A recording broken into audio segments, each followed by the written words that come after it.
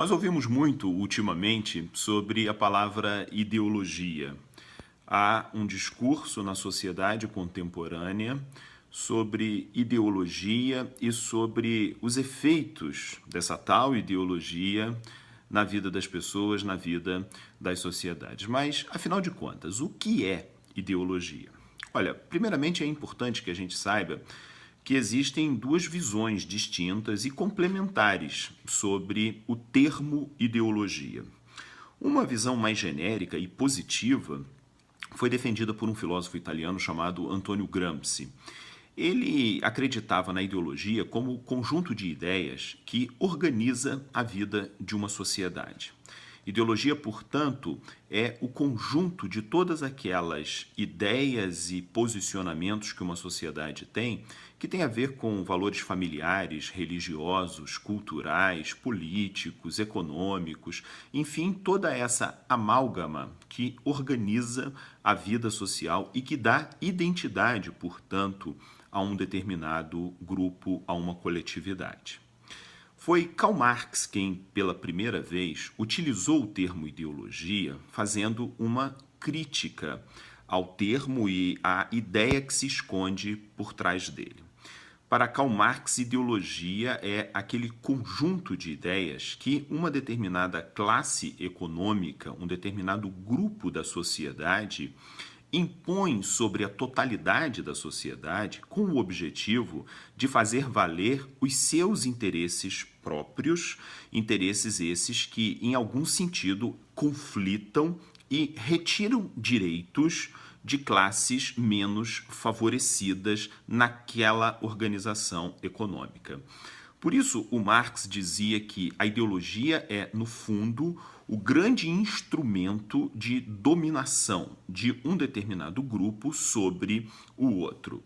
Isso acontece do ponto de vista econômico, mas isso acontece também em questões de natureza comportamental, cultural, religiosa, familiar, quando determinados valores são colocados para a sociedade e eles são reproduzidos de maneira irrefletida. O Marx partia do princípio que ideologia, portanto, ela tinha duas características basicamente.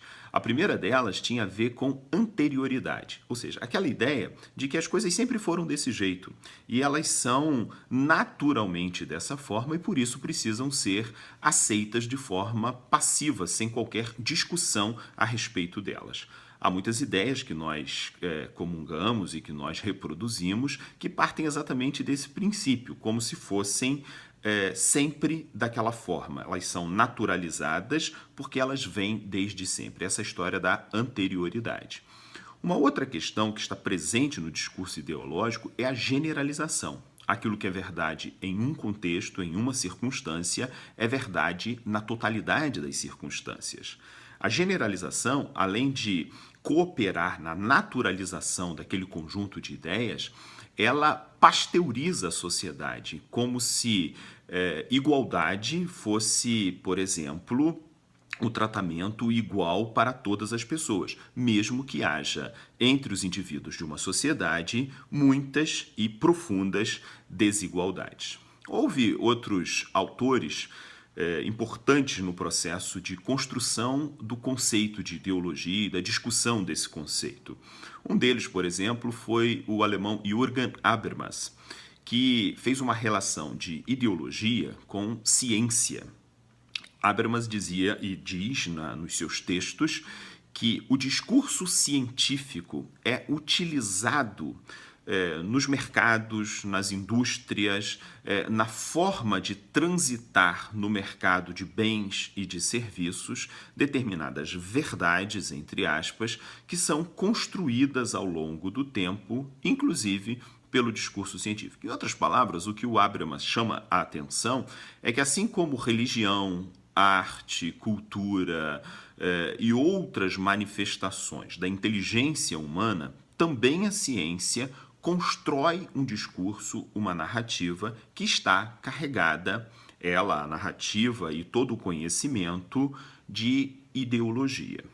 Um outro autor, um francês chamado Paul Ricoeur, alerta. Olha, é importante que a gente tenha clareza que mesmo os discursos sobre ideologia são ideológicos.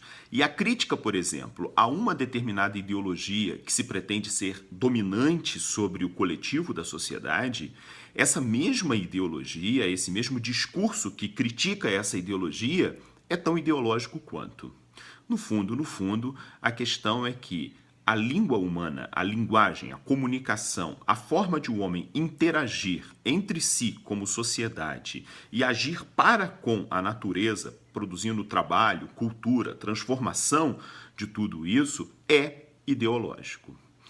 Eu termino fazendo uma referência ao Bertolt Brecht, que dizia que é bom que não há um determinismo nisso tudo. Afinal de contas, a criatividade e a inteligência humana são capazes de relacionar-se com os discursos ideológicos e produzirem contra-ideologia. Ou seja, não é porque há uma dominação de determinadas ideias, de determinadas verdades colocadas como naturais, generalizadas e anteriores a tudo e a todos, que nós necessariamente precisamos acatá-las, aceitá-las serenamente. É possível interagir, é possível reagir, é possível discutir e é possível construir novas possibilidades de discurso. É a contra-ideologia.